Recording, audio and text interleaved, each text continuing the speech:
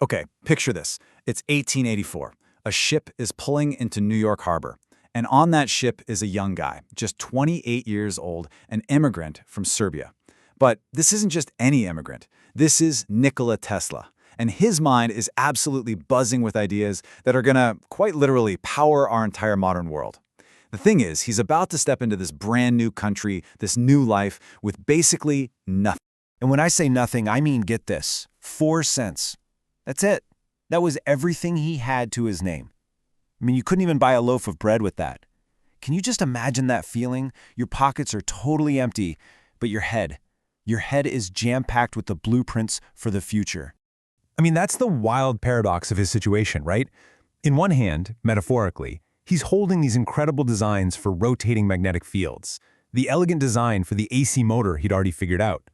But in his other hand, his actual hand, all he's got is the cold, hard reality of 4 little copper pennies. And for a guy like Tesla, who was used to the grand, graceful capitals of Europe like Paris and Prague, New York City was a total shock to the system.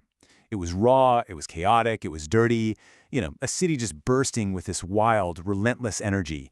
But it was all so unfinished. The buildings looked like someone had just tipped over a bunch of boxes. This was the world he had to conquer. And that really is the big question, isn't it?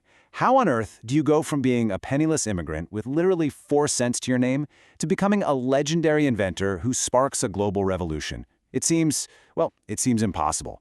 But turns out, Tesla had one more thing in his pocket. This was his ace in the hole, his last card to play, tucked away in his satchel. Now, the story of what's on this piece of paper is absolutely pivotal. It's so incredible, you want to make sure you see how it all unfolds. So please don't forget to subscribe to my channel, turn on notifications, share, and like my videos. The information in this video is compiled from open sources. Thank you. So this letter, it was a letter of introduction from a former colleague, a guy named Charles Batchelor, and it was addressed to the most famous inventor in America, Thomas Edison. And listen to what this letter said. Just one powerful line. I know 2 great men, and you are one of them. The other is this young man. Wow. I mean, that's not just a recommendation, is it? That's a proclamation. That single sentence was Tesla's golden ticket. It was the key that was going to get him in the room with the one man whose entire electrical empire he was about to challenge.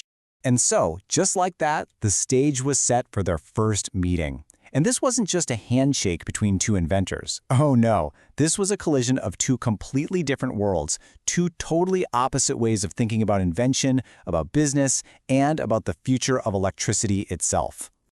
On one side of the ring, you've got Tesla, the refined European theorist. He was like a poet of physics who could build entire, complex machines perfectly in his head, all driven by these huge, sweeping ideas for all of humanity. And on the other side, Thomas Edison, the all-American pragmatist, a master of hype, totally driven by one question: will it sell?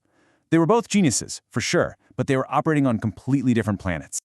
You can just feel the culture clash here, can't you?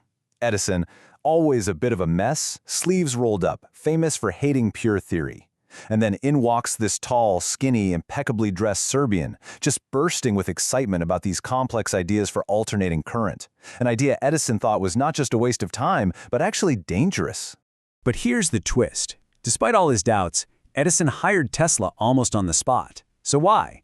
Well, Edison was a brilliant inventor, but he was an even sharper businessman. He saw this kid as a source of brilliant and probably very cheap labor, who could fix the nagging problems in his own DC systems.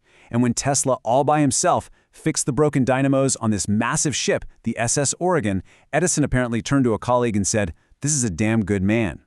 He knew talent when he saw it, even if he couldn't quite grasp the sheer scale of Tesla's vision.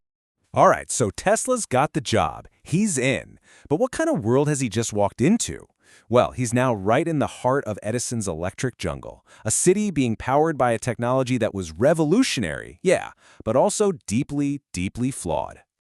See, Edison's direct current, or DC, was amazing because it brought electric light to Manhattan. That was a miracle. But it was also incredibly inefficient. The power just couldn't travel very far, maybe half a mile at best. That meant you needed a power station on almost every other block just to keep the lights on. It was a logistical nightmare, and it was wildly expensive.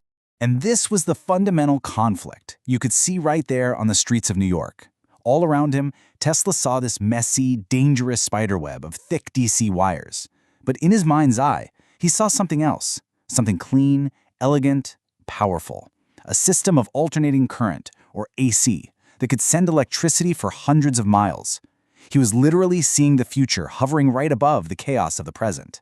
And here's the real kicker. This wasn't just some fantasy or a daydream. Before he ever even got on the boat to America, while he was working in a little backstreet workshop in Strasbourg, Tesla had already built a working prototype of his AC induction motor. It worked. The proof was already there. This wasn't a theory anymore. It was a real, world-changing invention that was just sitting there, waiting for someone to finally believe in it. Which really just leaves us with this one last thought.